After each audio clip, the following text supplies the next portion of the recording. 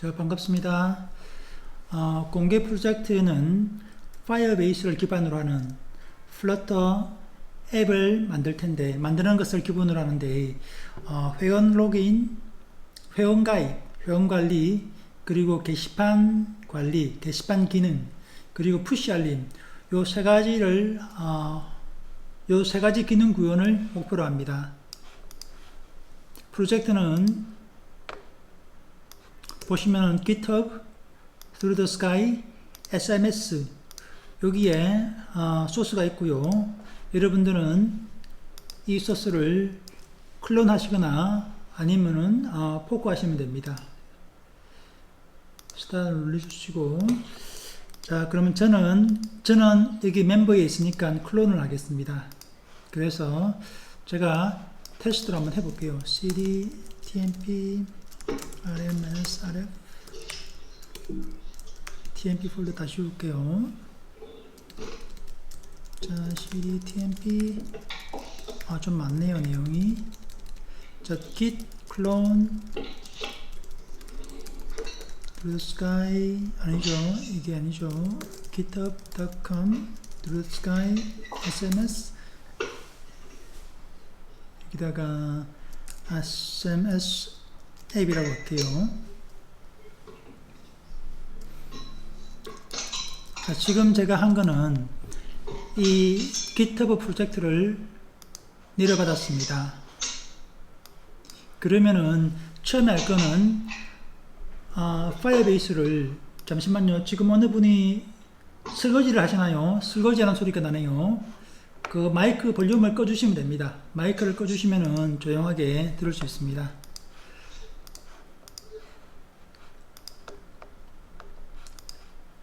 자, 우선 소스를 내려봤고요. 설치하는 부분에서 파이어베이스 콘솔에서 프로젝트를 먼저 생성합니다. 그래서 콘솔 파이어베이스에서 제가 임의로 아무거나 생성을 해보겠습니다. 여기서는 SMS 앱,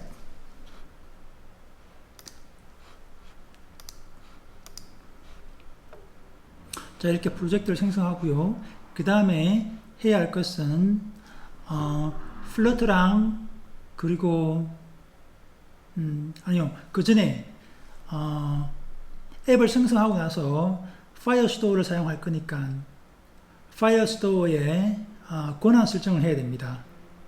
물론 처음 할 때 권한 설정 없이 뭐 테스트 모드로 해도 되는데, 그래서 여기서 파이어스토어를 생성할 때 보통 처음에 할 때는 테스트 모드로도 많이 합니다. 여기서는 테스트 모드 말고 그냥 프로덕션 모드로 할게요. 여기서 Asia Northeast 3위 서울이라고 합니다. 이렇게 하고요. 그리고 파이어스토어를 생성합니다. 자, 지금까지 제가 한 걸 요약해 드리면은 GitHub에서 소스를 내려받았고요. 그리고 파이어베이스에서 파이어베이스 프로젝트를 하나 생성하고, 그리고 클라우드 파이어스토어를 생성합니다. 자, 여기서 제가 소스를 열어볼게요. 자, 이게 지금 현재 진행하고 있는 GitHub에 있는 소스 코드입니다. 보시면은 이게 파이어베이스가 있죠. 여기서 제가 다시 오픈할게요. cd firebase. 여기 보시면은 룰이 있습니다. 이 룰은 뭐 아시는 분이 계실지는 모르겠는데 권한입니다. 예를 들어서 리눅스라든지 맥OS에서는 파일 퍼미션이 있죠. 그리고 마리아DB 같은, MySQL 같은 데이터베이스에서는 각 뭐 input, update, create 이런 데 권한이 있고요. 또 여기 있는 파이어스토어에서는 이렇게 읽기, 쓰기로 권한을 지정합니다. 여기에 들어가 있는 읽기, 쓰기, 그리고 이 경로를 바탕으로 권한을 지정하는 것은 파이어스토어 외에 앞으로 쓰게 될 스토리지라는 게 있습니다. 스토리지는 뭐 파일이라든지 이미지를 업로드하는 공간인데, 이 스토리지에도 룰이 있습니다. 스토리지를 제가 게스트 할게요. 하면은 이게 이제 기본 룰인데, 보시면은 이렇게 비슷한 룰이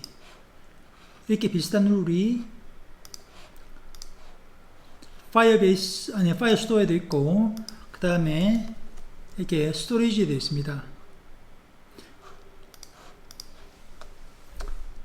자세한 설명은 생략하겠는데, 여러분의 시간 날 때 공부를 하시면 되고요. 그리고 이걸 다 복사해서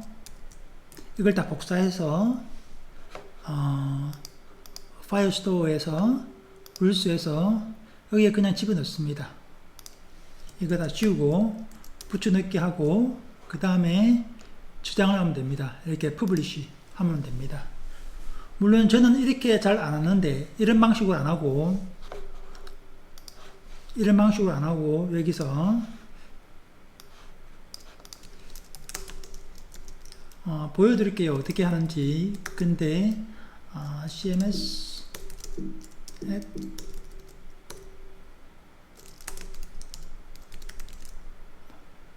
SMS 앱 파이어베이스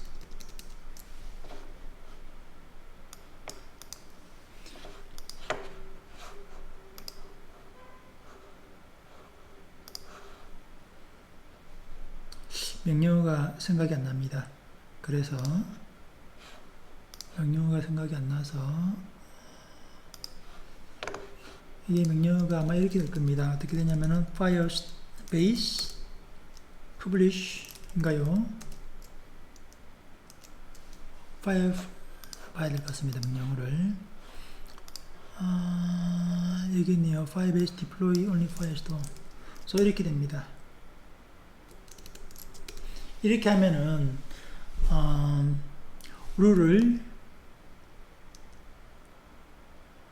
이곳에 업데이트 합니다. 지금은 사실은 여기에 들어가 있는 이 프로젝트 세팅에서 앱 프로젝트 ID 이 값을 여기에 수정을 해야 됩니다. 이렇게 Firebase RC에서 여기에 수정을 해야지만 올바로 여기 업데이트가 됩니다. 이렇게 해도 되고, 저는 이렇게 합니다. 저는 이제 주로 왜 이렇게 하냐면은 테스트 룰을 만들어야 되기 때문에 이렇게 하는데, 테스트 룰을 안 만들고 그냥 만들어져 있는 룰을 쓴다면은 이렇게 해야 됩니다. 그냥 붙여넣기 해야 됩니다. 또한 여기서도 룰을 바로 수정해야 됩니다. 이렇게 이렇게 with true 하고 이렇게 수정을 해야 됩니다. 수정이 된 거고요. 기본적으로는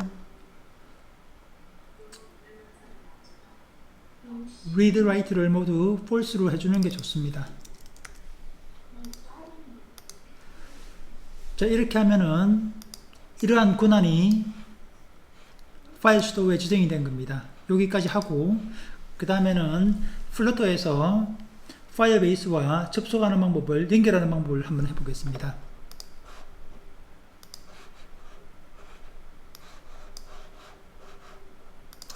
자, 코드는 미리 만들어져 있고요. 여기서 플러터 프로젝트 구조를 보시면은 이게 지금 그 GitHub 소스 코드인데, GitHub 리포지토리인데,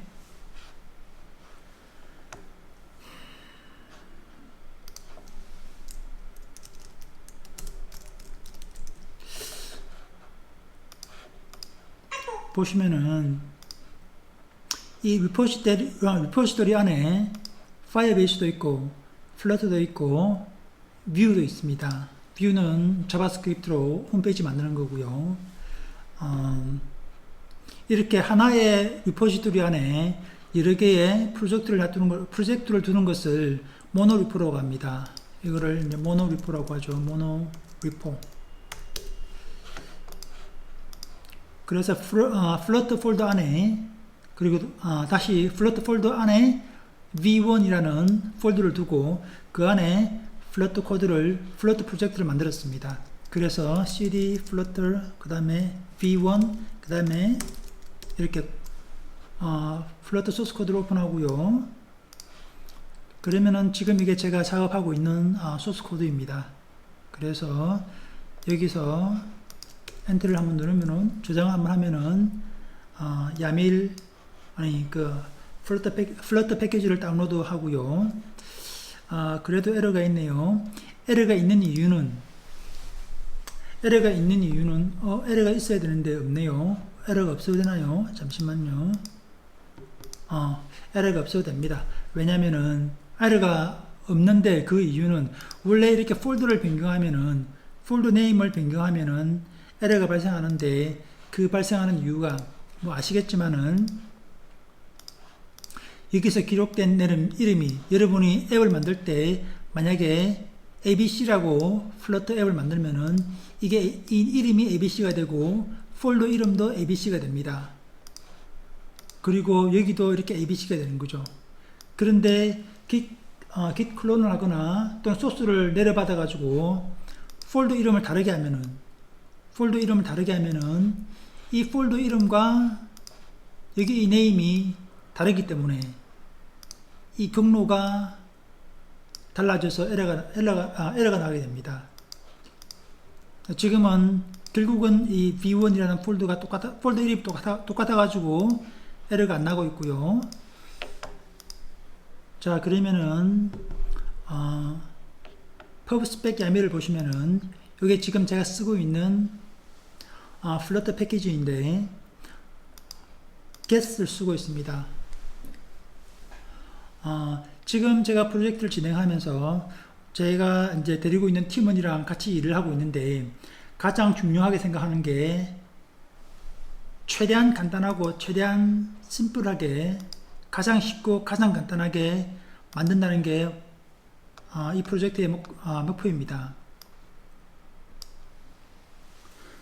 그래서 코드 개발을 할 때, 작업을 할 때 가장 간단하면서도 직관적이고 이해하기 쉽고 또 초보 개발자들이 쓰기 쉽게 만드는 게 이 프로젝트의 목표입니다. 그래서 제 개인적인 목표는 이 소스 코드를 판매하는 거죠. 그게 제 개인적인 목표인데 그렇게 하기 위해서는 혹시라도 이 소스 코드를 살 사람이 있으면은 그 사람들은 이 소스 코드가 어떻게 되어져 있는지 알고 싶어 할 거고 또 구조가 얼마나 알기 쉽고 이해하기 쉽고 또 많이 쓰는 기술로 만들어졌는지 알고 싶어 할 겁니다. 그래서 그러한 소스를 원하는 사람들이 그렇게 쉬운 코드를 원할 거기 때문에 그래서 목표를 가장 간단하고 쉬운 코드로 작성하는 게 가장 큰 목표로 잡고 있습니다. 그래서 선택한 게 get입니다. get은 여러가지 제가 스테이트 매니지먼트를 공부해 봤는데 그 중에서 get이 가장 쉬웠습니다. 물론 제가 만든 스테이트 매니지먼트도 있습니다.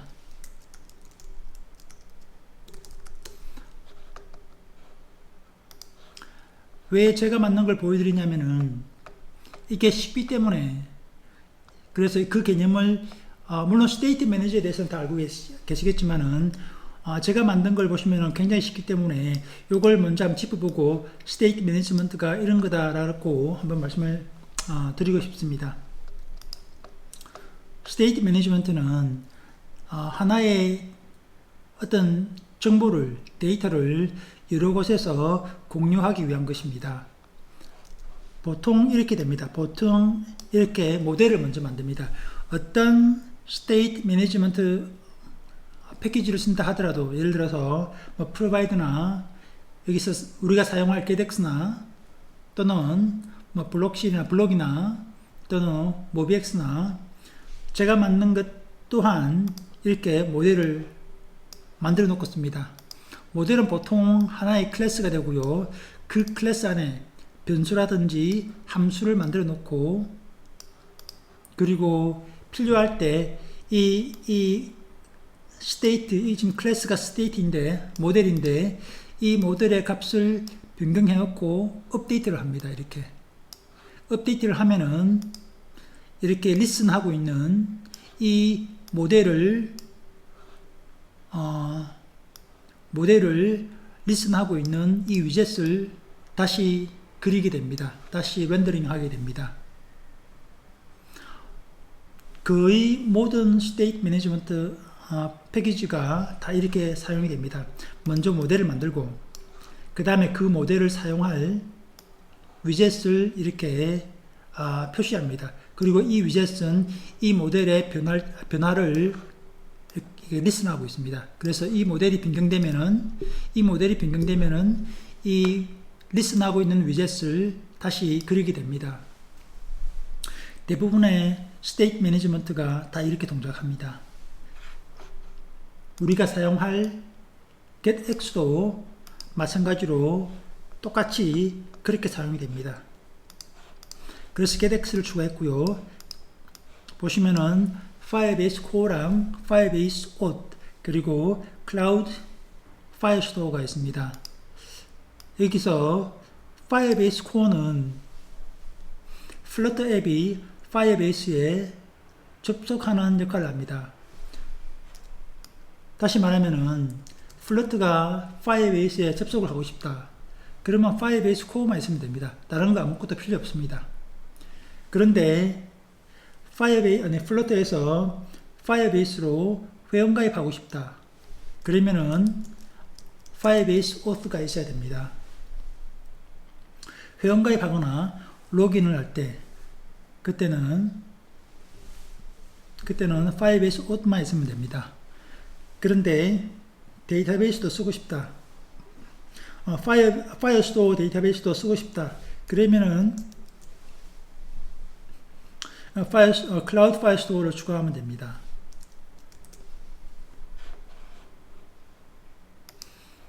이렇게 패키지를 추가하고 난 다음에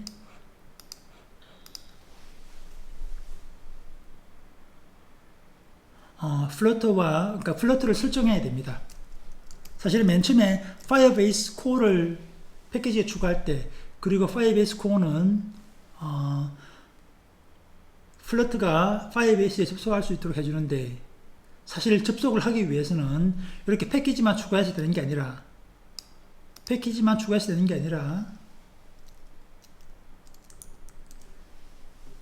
추가적인 플러트에 추가적인 설정을 해줘야 됩니다. 간단하게 여기서는 오케이, 먼저 그러면은 iOS 설정을 한번 해보겠습니다.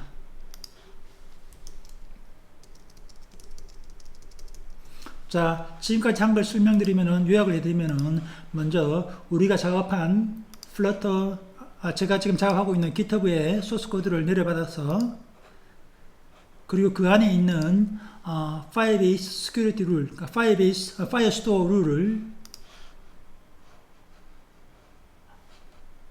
우리 Firebase 룰을 추가했습니다. 여기에 Firestore에 추가를 했고요. 그리고 플러트의 패키지에서 Firebase 관련 패키지를 추가하고, 그리고 getX State Management 툴을 추가했습니다. 이 getX는 사실은 State Management 말고도 페이지 라우팅 할 때도 쓰고, 또 스낵바라든지 기타 위젯도 씁니다. 자, 그럼 먼저 iOS, 애플 iOS에 연결 한번 해보겠습니다.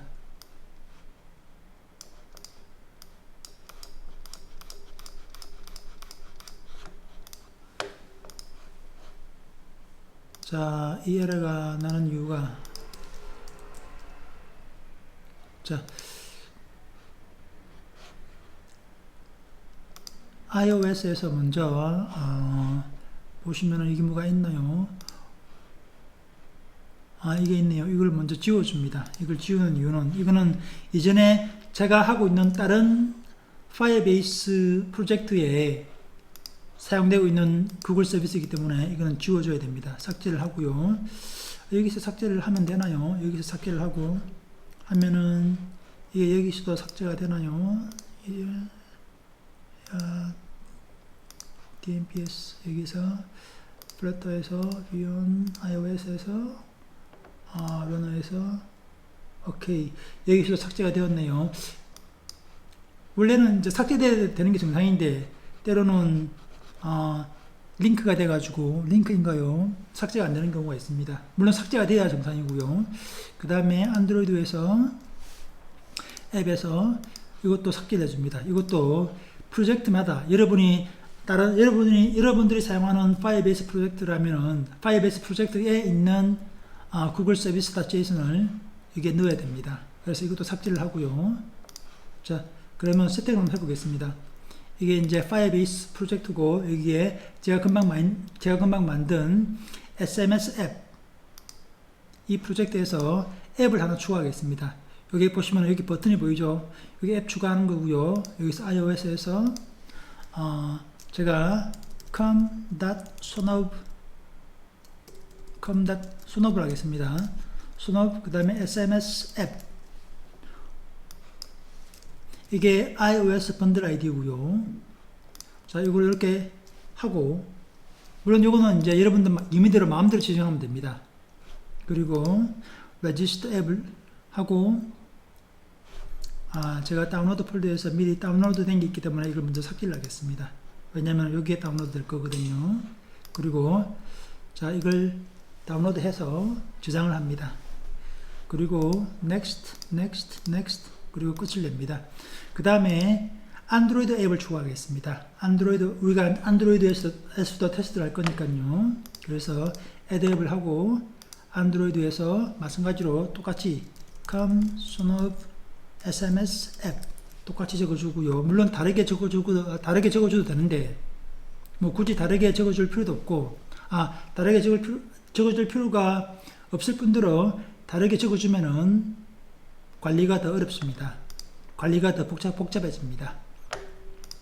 그래서 next 하고요.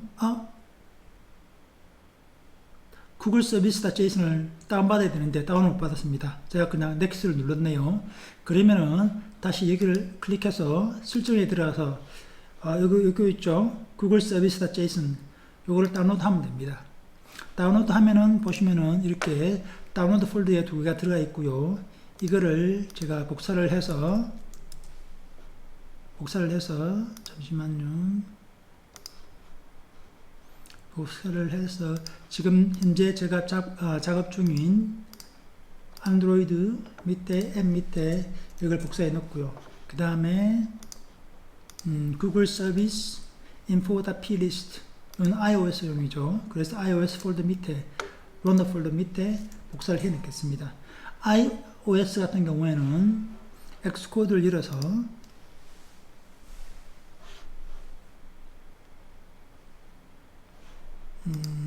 이걸 눌러서 지금 작업하고 있는 폴더에서 tmapps 여기서 tmp에서 subcms flutter v1 iOS runner iOS 이거죠. 엑스코드 프로젝트 파일을 엽니다. 열면은 엑스코드가 열리고요. 뭐 좀 잘못된 것 같습니다. 이게 뭐죠?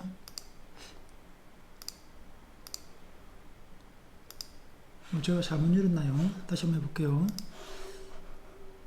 보통 저렇게 안 나오는데 저렇게 나온 거는 처음 봤네요. 여기서 다시 한번 해볼게요. TMP iOS 맞고요. 이걸 오픈합니다.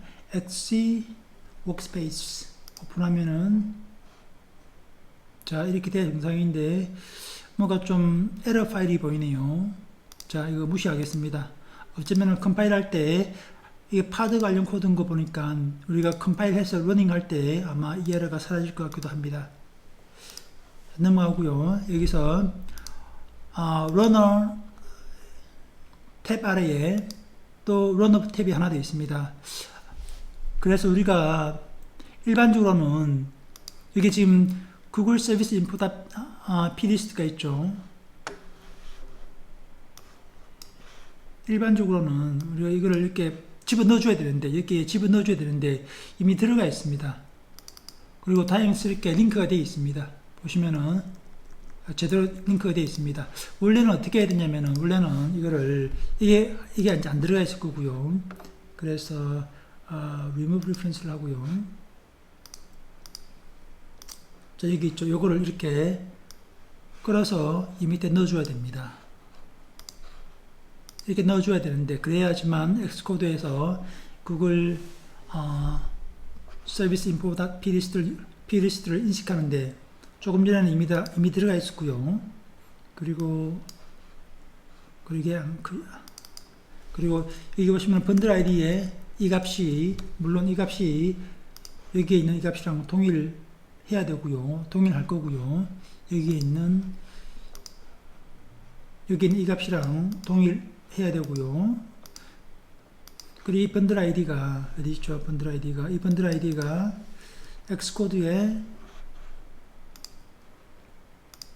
엑스코드에서 보시면은 여기 있는 번들 아이덴티파이어랑 동일해야 합니다. 그리고 보시면은 development info가 iOS 버전 11이고 저장을 종료할게요. 그리고 파드 파일에서 이런 값들이라든지 또는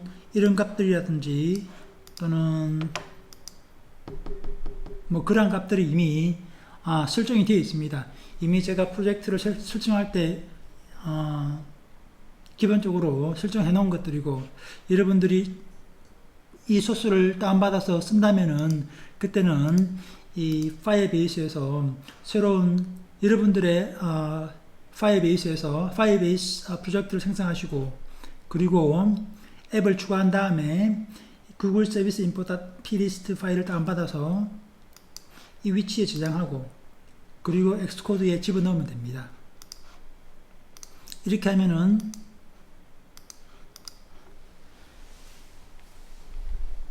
설정이 이제 끝이 났습니다. 설정이 끝이 나야 될 텐데요. 그렇죠? 그래서 한번 해볼게요. 되는지. 예로 한번 해볼까요?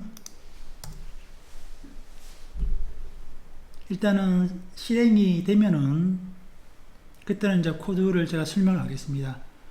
혹시나 실행이 제대로 안 되면은 어딘가 설정에 문제가 있을 수 있겠죠.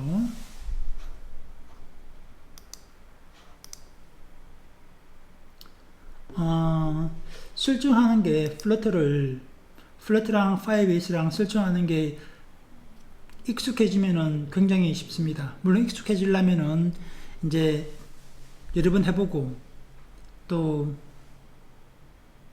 단계별로 정확하게 무엇을 의미하는지 알고 또 뭐 연습하고 머릿속에 외우고 해야 되겠죠.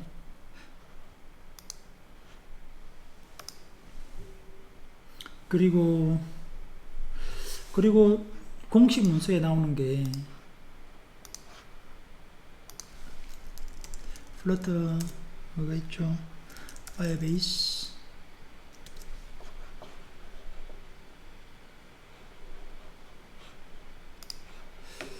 여기서 공식 문서에 보면은 어디 있죠? 데이터베이스인가요? 아닌가요? 그런 스타일 여기인가요? 보시면은 이렇게 하면은 iOS에서 빌드 속도가 굉장히 빠르다고 하는데 그런데 잘 안 되더라고요. 해보니까 에러도 나고, 그래서 지금 이 방식을 못 쓰고 있는데, 혹시나 여러분들이 이 방식을 쓰게 되면, 성공적으로 쓰게 되면은 저한테도 팁을 주시기 바랍니다. 자, 지금 앱이 실행되고 있습니다. 여기까지 실행되는 거 보니까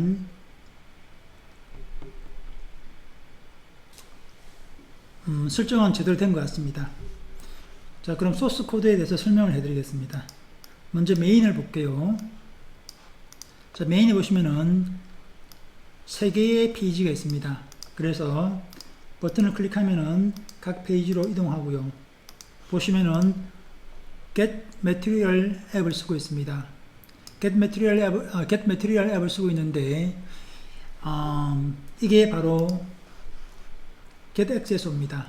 이 getX가 State Management 패키지이기도 하지만은 라우팅에서도 많이 씁니다. 특히 라우팅이 많이 편한 편입니다. 저는 주로 3가지 용도로 쓰는데, 하나는 State Management고 또 하나는 Route Management, 그리고 또 다른 하나는 글로벌 위젯에 많이 쓰고 있습니다.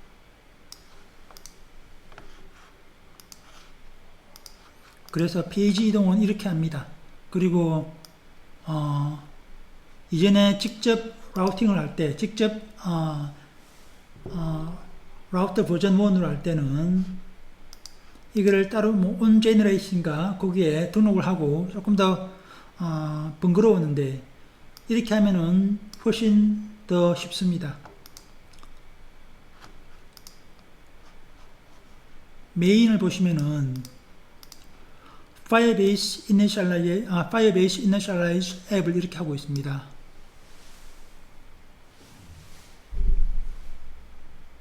이게 최선의 방법은 아닙니다. 이게 최선의 방법은 아닌데, 그렇다고 뭐 아주 나쁜 방법도 아닙니다. 최선의 방법을 찾자면은, 최선의 방법은 어떤 게, 이게 뭐냐면은 파이어베이스를 초기화하는 거죠. 파이어베이스를 초기화할 때 보시면은 async await를 하고 있지 않습니까? 이 말은 뭐냐면은 파이어베이스가 초기화되기 전에 앱을 실행하지 않는다는 거죠. 즉 앱을 처음에 실행할 때 파이어베이스를 먼저 초기화한다는 겁니다. 파이어베이스 초기화할 때 시간이 얼마나 걸리든, 뭐 1초가 걸리든 10초가 걸리든 1분이 걸리든 기다릴 때는 뭐 하얀 공백 화면이 나오든 또는 스플래시 화면이 나오겠죠. 기다렸다가 앱을 실행하라는 뜻입니다. 물론 최선의 방법은 아니죠. 최선의 방법은 이게 기다리는 것 없이 바로 앱 화면을 먼저 보여주고 백그라운드로 초기화를 하는 거죠. 그래서 처음에는 그렇게 작업을 했습니다. 처음에 그렇게 작업을 하다가 도저히 열받아서 안 되겠더라고요. 그리고 하는 개발자가 힘들어 하는데 사용하는 사용자는 얼마나 더 힘들어 하겠습니까? 라는 생각으로 그냥 이렇게 했습니다. 그럼 최선의 방법은 무엇이냐? 최선의 방법은 여기 이렇게 나옵니다.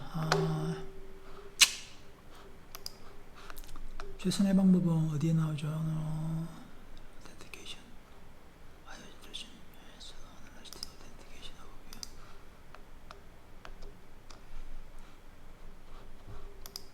Getting started 나오나요? 최선의 방법이 어디 나올 텐데요. 여기에 나오나요? 여기 나오네요. 최선의 방법은 뭐냐면은 메인에 이렇게 async await 하지 않고, 저는 이렇게 async await 하지 않습니까? 이게 async await을 하기 위해서는 파이어베이스에서 앱 initialize 하기 위해서는 이 ensure initialize를 먼저 호출해 줘야 됩니다. 정확하게는 제가 이 의미를 잘 모르겠는데 파이어베이스에서 어떤 위젯 바인딩을 하는 것 같습니다. 그래서 파이어베이스 이니셜라이즈 초기화하기 전에 먼저 플러터 위젯이랑 바인딩을 먼저 하라는 것 같습니다. 그렇기 때문에 가능한 이걸 안 하는 게 좋은 거죠. 그럼 어떻게 하느냐면은 이렇게 퓨처 빌드로 합니다. 그래서 퓨처 빌드에서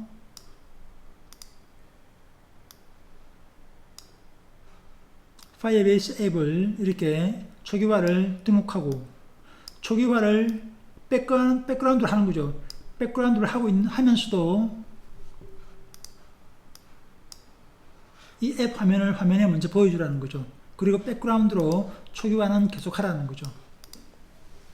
이렇게 해도 되고, 또는 이것 또한 이제 두 가지 권장하는 방법이 있는데, 또 다른 방법으로는 그냥 이렇게 하라는 겁니다. 여기서 init state 하고, init state가 어디 있죠? init state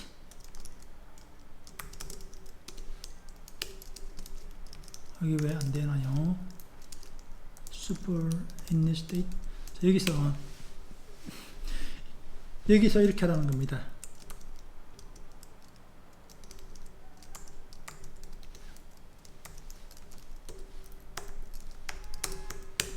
여기서 그냥 이렇게 초기화를 하라는 겁니다.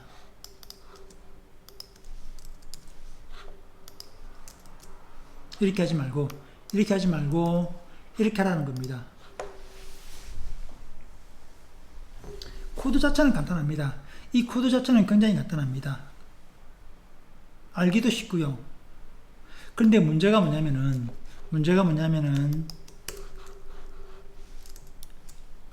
이렇게 해도 됩니다. 이렇게 해도 여기서 에러가 안 날 가능성이 많습니다. 에러가 안 나나요? 이렇게 하면 에러가 안 나겠네요. 에러가 안 날 가능성이 많은데 에러가 날 가능성도 많습니다. 지금 보시면은 화면 밑에 에러가 안 나죠. 그렇죠? 보시면은 이게 에러가 나네요. 에러가 나는데 그 이유는 뭐냐면은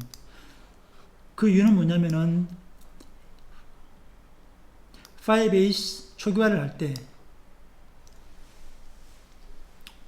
자, 제가 지금 엉뚱한 설명에 시간을 먹고 있는 것 같습니다. 조금 빠르게 진행할게요. 자, 파이어베이스 초기화를 할 때, 또는 이게 에이싱크로 초기화를 하기 때문에 파이어베이스 초기화가 끝나기 전에 파이어베이스를 쓰려고 했기 때문에 파이어베이스 초기화가 안 됐는데 파이어베이스를 쓰려고 하기 때문에 이렇게 에러를 내는 겁니다. 파이어베이스가 아직까지 생성되지 않았는데, 파이어베이스 앱이 존재하지 않는데 왜 파이어베이스를 쓰려고 하느냐. 그래서 파이어베이스 이니셜라이즈 앱을 먼저 해라, 이 뜻인 거죠. 여기서 하고 있는데, 그죠? 여기서 하고 있는데 자꾸 이거 해라고 하는 거죠. 즉 뭐냐면은 이게 사용되기 전에 어딘가에는 파이어베이스를 먼저 쓰고 있다는 거죠. 초기화를 해야 쓰는데, 초기화도 끝나기 전에 에이싱크 어웨이스를 하는데, 이 작업이 끝나기 전에 어디선가 파이어베이스를 쓰려고 하고 있다는 거죠. 보시면은 여기에 보시면 이렇게 파이어베이스를 쓰려고 하고 있는 거죠. 물론 이 코드도 수정하면 됩니다. 이 코드를 수정하면 되는데, 문제는 이렇게 하다 보면은 결국에는 수정해야 될 때가 너무나 많다는 거죠. 그래서 일단은 이렇게 합니다. 그래서 앱이 파이어베이스가 초기화되기 전에 메인 앱을 실행하지 말라는 뜻입니다. 물론 이제 지금까지 해본 결과, 제가 이렇게 경험을 해본 결과 이게 특별하게 속도가 크게 많이 느리지는 않습니다. 만약에 인터넷이 연결이 안 되어 있는 상태에서 하면 어떻게 될까요? 인터넷이 연결이 안 되어 있는 상태에서 하면 어떻게 될까요? 잠시만요. 제가 다른 소스 코드를 한번 볼게요. 그래도 아마 빠를 거라고 예상을 합니다. 어떻게 해서 이게 빠른지는 모르겠는데, 뉴윈도에서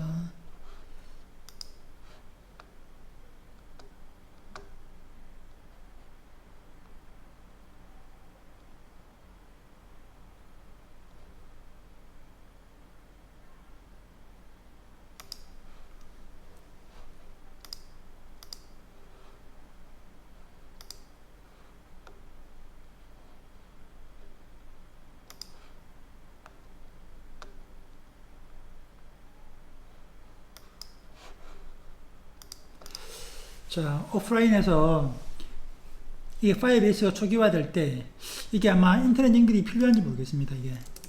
이게 만약 인터넷 연결이 큰 문제가 됩니다. 이거는. 근데 초기화할 때 아마 인터넷 연결이 필요 없지 싶습니다. 아마 그래야 되지 않을까 생각을 합니다. 인터넷 연결이 없어야지만 되지 싶습니다. 실제로 자바스크립트에서는 초기화할 때 인터넷 연결을 하지 않습니다. 자, 넘어가겠습니다. 저는 이렇게 하기로 우선은 결정을 했고요. 이렇게 하면은 그 다음부터는 언제 어디서든지 파이어베이스를 실행할 수 있습니다. 사용할 수 있습니다. 자, 레지스터 페이지로 넘어가면은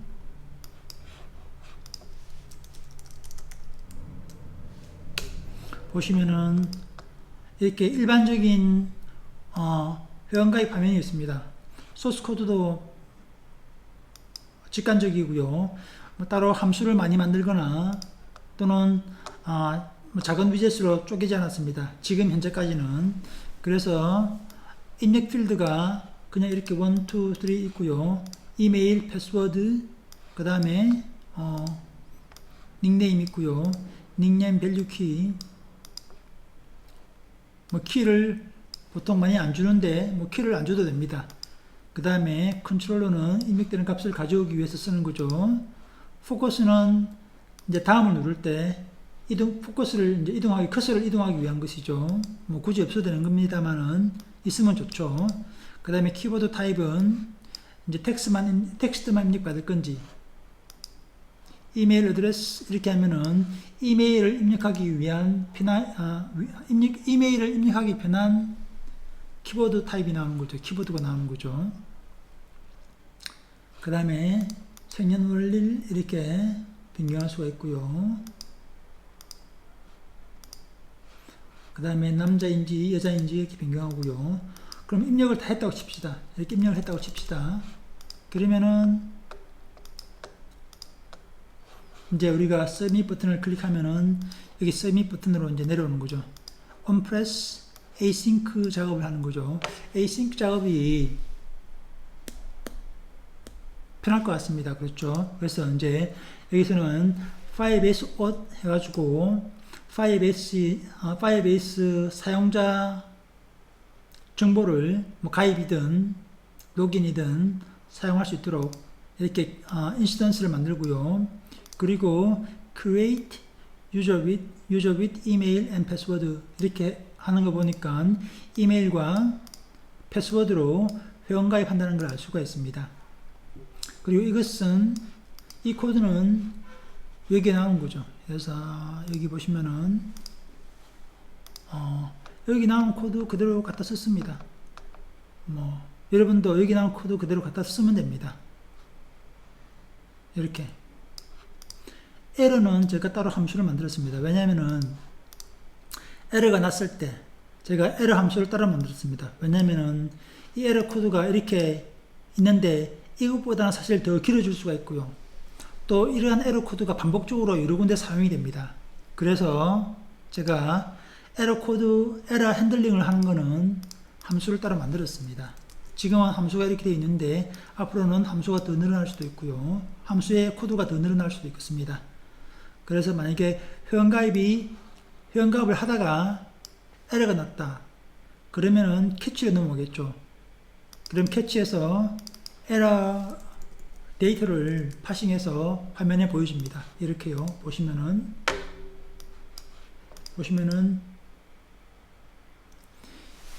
이렇게 에러가 나는데 에러가 나는 이유는 보시면은 operation not allowed 보니까 operation not allowed 하는 거 보니까 이러한 작업이 허용되지 않는다 또는 이러한 작업을 할 수 있도록 허용을 해야 되겠죠. 그래서 여기서 authentication에서 sign-in 메소드에서 이메일 패스워드를 사용할 수 있게끔 해줍니다. 이렇게요. 그리고 다시 한번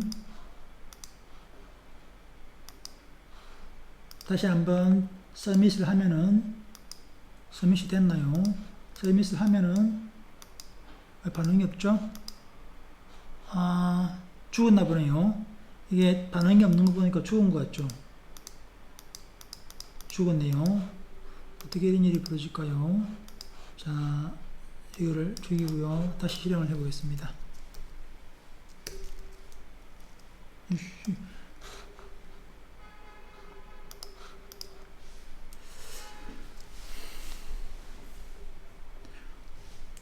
자, 설명을 계속 할게요. 에러가 있으면은 캐치로 넘어와서 에러가 화면에 표시가 됩니다. 에러가 없으면, 그러면은 이 어웨이스의 이메일과 비밀번호로 회원가입하는데 에러가 없으면은, 그러면 다음 코드가 계속 실행이 되겠죠. 일단은 로그인부터 먼저 해볼게요. 그래서 여기서 클릭을 하면은 로그인이 되었습니다. 자, 보시면은 로그인하면 제가 프린트를 합니다. user credential.user. 이 .user가 파이어베이스 회원 정보를 가지고 있는 객체입니다. 로그인이 성공했으니까 그 다음에는 뭘 하느냐면은 로그인할 때 보시면은 기본적으로 이메일이랑 패스워드랑 닉네임이 디스플레이 네임이라 해가지고 디스플레이 네임인가요? 파이어베이스 오텐티케이션에 사용자 정보에 기본적으로 들어갈 겁니다. 그렇지만 생년월일이라든지 젠더, 성별은 파이어베이스에 저장되지 않죠. 그래서 그러한 추가 정보를 저장을 해줍니다. 보시면은 파이어베이스 스토어는 파이어 스토어를 말하는 거고요. 우리가 사용하는 이 데이터베이스를 말하는 거죠. 이 데이터베이스에서 users 컬렉션을 가져옵니다. 그래서 여기서 users는 이 users 컬렉션 요걸 말하는 거죠. users 컬렉션 요거 말하는 거고요. 여기에 보시면은 독 해가지고 user credential.user.uid 아까 여기 유저는 파이어베이스의 사용자 정보라고 말씀드렸는데 이 유저에 보시면은 UID가 있습니다. 이 UID가 사용자 ID인데 이 사용자 ID를 가지는 도큐먼트 에다가 set을 하는 거죠. set은 정보 입력이죠. 또는 정보 저장이죠. 그래서 닉네임이랑 젠더랑 birthday를 저장을 하는 겁니다. 보시면은 이렇게 birthday, gender, 그리고 닉네임이 저장되어 있습니다.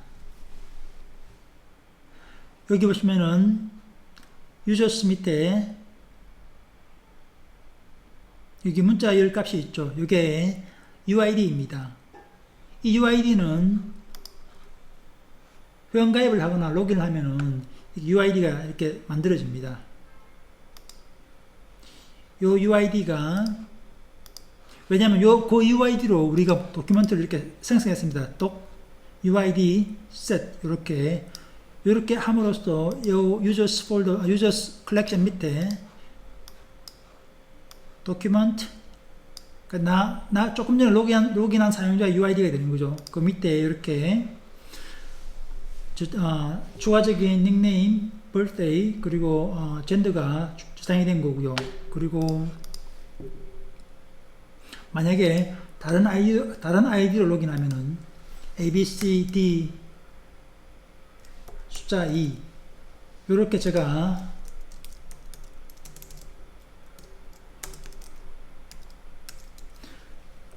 서밋을 하면은 또 회원가입을 하겠죠. 뭐 회원가입이 되어 있어도 또 하면 됩니다. 제가 이번에는 피메일로 해볼게요. 좀 전에는 메일로 했죠. 피메일로 하고요. 날짜는 이게 오늘 날짜인가요? 제가 오늘 날짜가 아니었는데 제가 10월 1일로 해볼게요.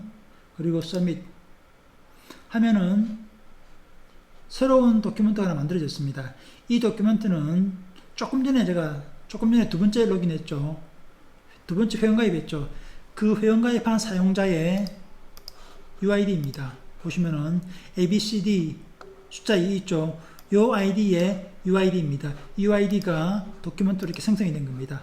보시면은 10월 1일, 제가 조금 전에 선택한 생년월일이고요. 젠더는 female이고요. 닉네임도 제대로 입력이 되었습니다. 자, 이렇게 여기까지가 회원 가입을 하고 난 다음에 추가적인 정보를 저장을 한 겁니다. 어디에?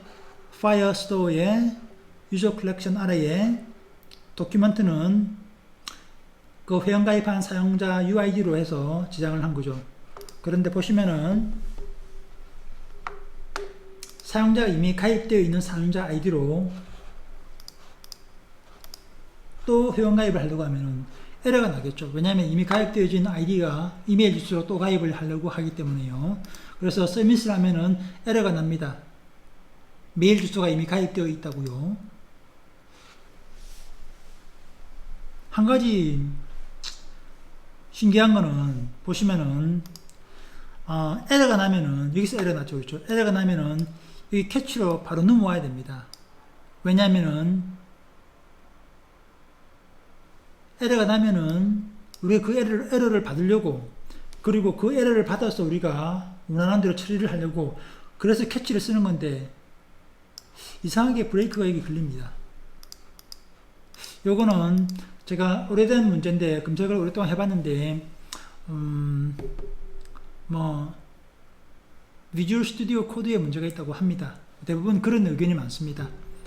계속 누르면은 실행이 되고요. 만약에 이 에러를, 그러니까 브레이크 포인트가 자꾸 걸리니까 작업하는데 귀찮지 않습니까?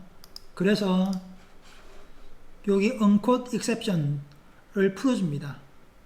사실은 여기서 우리가 캐치를 하기 때문에, 브레이크 포인트가 안 걸려야 되는데, 우리가 캐치를 함에도 불구하고 브레이크 포인트가 자꾸 걸리기 때문에 이걸 풀어주는 겁니다. 풀어주면은 에러가 나도 더 이상 브레이크 포인트는 안 걸리는 거죠. 사실은 작업할 때 저는 이 두 개를 자주 씁니다. 보통 이게 기본적인데 all exceptions라고 있죠. 저는 이걸 아주 자주 쓰는 편입니다. 어떨 때 쓰느냐면은 에러가 나는데 그 에러가 도대체 어디서 나는지 알 수가 없을 때, 그때는 저는 이 all exceptions를 켭니다. 그러면 대부분 에러가 어디서 나는지 알 수가 있습니다. 자, 여기까지가 코드 설명이 끝이 났고요. 그러면 빠르게 안드로이드에서 세팅을 한번 해보겠습니다. 자, 일단 종료하고요. 안드로이드에서 세팅하려면은 제가 저희 파일을 복사했나요? 이걸 이렇게 복사했네요. 그러면은 문제가 뭐냐면은 여기 보시면은 여기 패키지 네임이 틀리지 않습니까? 실제로 패키지 네임이 우리가 여기서 작업한 패키지 네임이랑 여기 있죠. 이 패키지 네임이랑 앱에 있는 패키지 네임이랑 틀리면은 앱이 실행이 안 됩니다. 앱이 실행이 되다가 바로 꺼져 버립니다. 예를 들어서 한번 해볼게요. 예를 들어서 이걸로 해볼까요? 그리고 실행을 하면은 앱이 바로 실행되는 듯 하면서 종료가 되어 버립니다. 이처럼 설정이 잘못되면은, 예를 들어서 패키지 설정이 하나 빠졌다, 또는 뭐 설정 파일에 하나가 뭐 잘못됐다, 그러면은 앱이 실행될 듯 하다가 지금 이거는 실행 자체가 안 된 것 같습니다. 실행 자체가 안 되고 그냥 바로 에러가 난 것 같습니다. 이거는 무슨 에러죠? 패키지 네임이 잘못됐다고 이해하고 있네요. 이전에 이게 플러터인지 아니면 다른 프레임인지 모르겠는데 이렇게 패키지 네임이 틀리면은 처음부터 에러가 납니다. 보시면은 여기에는 sonob.sms 앱이라고 되어 있죠. 그런데 실제로 프로젝트에서는 이 플러터 프로젝트에서는 com.sonob.sms 이렇게 되어 있습니다. 틀린 거죠. 그래서 수정을 해줘야 됩니다. 수정 한번 해볼게요. 우선은 이걸 다 닫아볼까요? 닫고요. 그리고 안드로이드에서 앱에서 src에서 디버그에서 하나 수정하고요. 이게 SMS 앱이어야 되는 거죠. 그리고 메인에서 하나 수정하고요. 메인에서 하나 수정하고요. 자, 제가 2개 수정했습니다. 그리고 여기서 수정합니다. 3개 수정했습니다. 그리고 여기서 수정합니다. 자, 4개 수정했습니다. 그리고 여기서 수정합니다. 자, 5개 수정했습니다. 자, 이렇게 여기까지 이렇게 5개를 수정해 줘야 됩니다. 물론 내가 플러트를 개발하면서 프로파일을 안 쓰겠다. 그럼 프로파일 수정 안 해도 됩니다. 그렇지만은 원래는 이렇게 수정을 해줘야 됩니다. 이렇게 수정하고 난 다음에 기본적으로 세팅은 다 되어 있습니다. 왜냐면은 프로젝트를 다운받을 때, 지금 우리 Git 리포에서 프로젝트를 다운받을 때 이미 처음에 작업할 때 웬만한 세팅은 제가 다 했기 때문에 보시면은 우리가 구글 서비스.json을 저장했지 않습니까? 안드로이드 앱에 여기 저장했죠.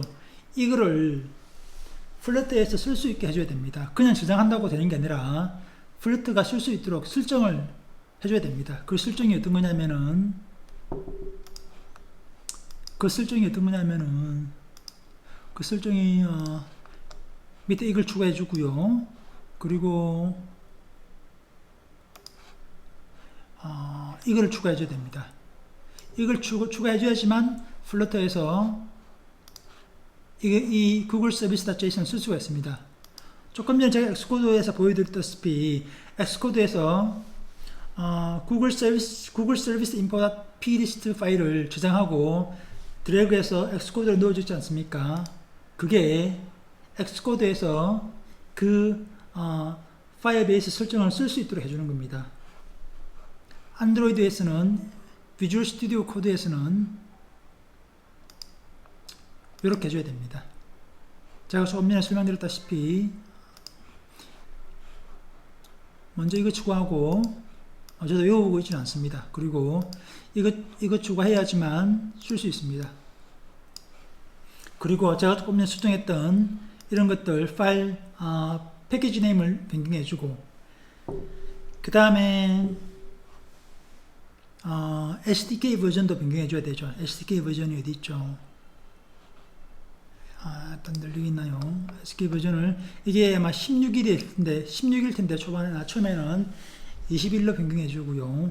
이런 몇 가지 설정들이 있습니다. 아마 이 정도면 설정을 다 한 것 같고, 그리고 그 설명이 여기에 나옵니다. 여기 나오나요? 아니면은 여기 기본적으로 나오나요?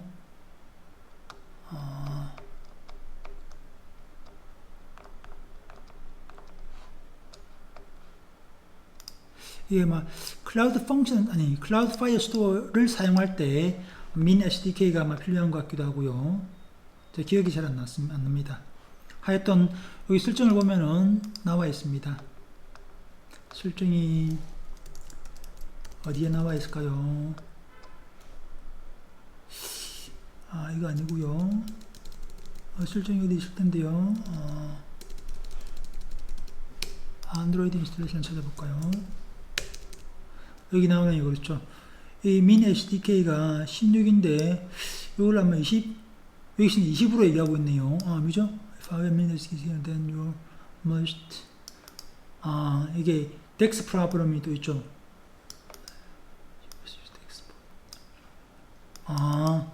그래서 16에서 DEX 문제가 있네요. 그래서 20일 이상으로 쓰면은 이게 안드로이드 min SDK 20일 이상으로 쓰면은 DEX 문제가 사라집니다. DEX가 정확하게 뭔지 모르겠는데 이전에 항상 빌드할 때 DEX가 맞아가지고 문제가 참 많았거든요. 문제가 많거나 조금 시간을 조금 써가면서 문제 해결을 위해서 많이 노력을 한 적이 있습니다. 그런데 min SDK 버전 21 이상은 이 DEX 문제가 해결이 되네요. 그래서 실행을 한번 해보겠습니다. 보면은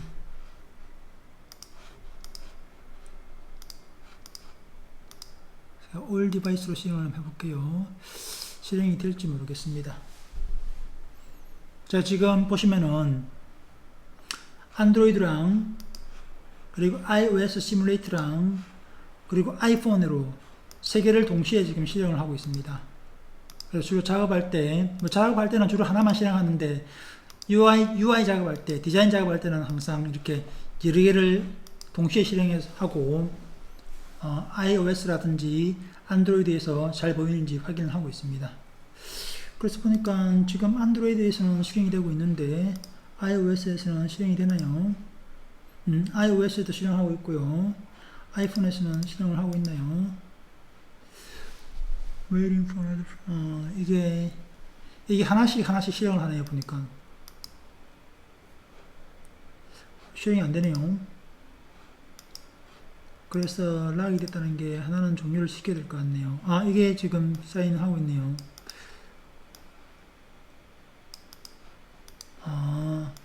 예, 일단은 지금 컴파일을 하고 있는 것 같습니다. 일단은 요걸 먼저 진행할게요. 지금 이게 뭐죠? 이게 안드로이드인데 잘 되는지 한번 볼게요. 레지스터에서 레지스터에서 안드로이드랑 가볼까요? 여기서 자, 로그인이 되는지 한번 볼게요. 에러가 나겠죠. 그리고 제가 이걸 끌게요. 끄고 보면 에러가 난다고 하죠. 에러 나는 이유는 이미 똑같은 메일이 생성되어 있다 또는 저장되어 있다. 그래서 메일 주소를 바꾸라는 뜻이죠. 제가 11로 한번 해보겠습니다. 그리고 11에서 제가 11에서 그래서 11에서 서밋을 하면은 실행이 되겠죠. 그리고 보시면은 올바로 회원가입이 됐고 회원 정보도 또 올바로 또 들어야 되겠죠. 보시면 이제 회원 정보가 3개가 있어야 되겠죠. ABC11 ABC11 있죠. 그리고 이 사용자의 UID가 파일 스토어에 어딘가에 있겠죠. 이건가요? 아, 이건가 보네요. 여기 있는 요 사용자네요. 보시면 UID UN7AB 이렇게 들어있죠. UN7AB. 요게 맞네요. 그렇죠.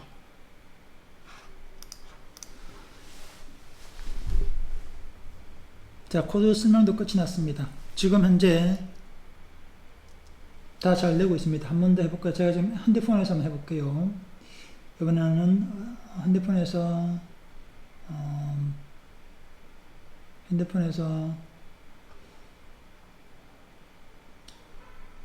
애플로 해볼까요? 애플 @gmail.com 하고 난 다음에 제가 회원가입을 해볼게요. 자, 뭐 하나 생겼죠, 그렇죠? 이게 여기 조금 전에 제가 핸드폰으로 애플 폰으로 회원가입한 겁니다. 그래서 지금 목표는 뭐냐면은 물론 이제 계속 작업을 진행하겠지만은 파이어스토어 또는 파이어베이스의 특징이 뭐냐면은 파이어스토어도 그렇고 이게 인터넷이 안 되어도 데이터베이스를 쓸 수 있다는 거죠. 그 말은 이제 우리 여기에 각종 설정을 저장할 거고 여러 가지 정보를 저장할 텐데 앱이 처음에 실행될 때 그때 뭐 메인 화면에 들어가는 기본적인 게시판, 게시글 데이터 또는 각종 뭐 언어 번역 데이터 이런 거를 처음에 앱이 실행될 때 처음에 앱을 설치할 때는 당연히 인터넷이 돼야지만 앱을 설치할 수 있겠죠. 앱을 설치하면은 대부분 사용자들이 앱을 바로 실행합니다.